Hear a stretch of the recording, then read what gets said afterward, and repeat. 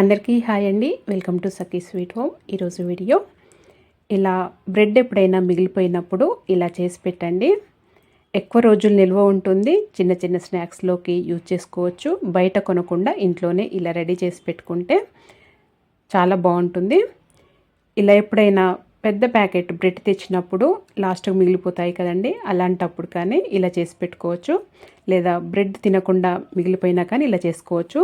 ఈ బ్రెడ్ నేను ఎక్కువ ప్యాకెట్ తెచ్చానండి. ఒకసారి తెచ్చినప్పుడు అది ఒక 2 డేస్ వరకే బయట పెడతాను. తెచ్చినప్పుడు 2 డేస్ తర్వాత ఫ్రిడ్జ్లో పెట్టేస్తానండి. కొద్దిగా ఓపెన్ చేసి పెట్టాలి ఫ్రిడ్జ్లో పెట్టినప్పుడు. అలాగైతే ఇలా గట్టిగా రస్కుల్లాగా అయిపోతాయి. ఇలా గట్టి పడిన తర్వాత ఒక 4 డేస్ అయితే ఫ్రిడ్జ్లో పెట్టినామనుకోండి, ఓపెన్ చేసి 4 డేస్కి ఇలా గట్టిగా రస్కుల్లాగా అయిపోతాయి.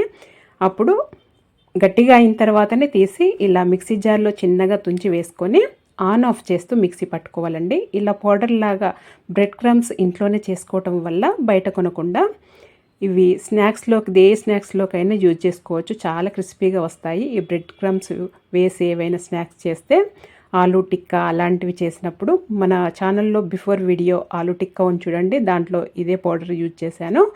కావాలంటే చెక్ చేయండి. ఇలా చేసి పెట్టుకోవటం వల్ల నెల రోజు నిల్వ ఉంటుందండి, వేస్ట్ కాకుండా బ్రెడ్. మీరు కూడా ఒకసారి బ్రెడ్ మిగిలిపోయినప్పుడు ఇలా ట్రై చేయండి. మరి మీకు కనుక ఈ వీడియో నచ్చినట్టయితే లైక్ చేయండి, షేర్ చేయండి, సబ్స్క్రైబ్ చేసుకోండి.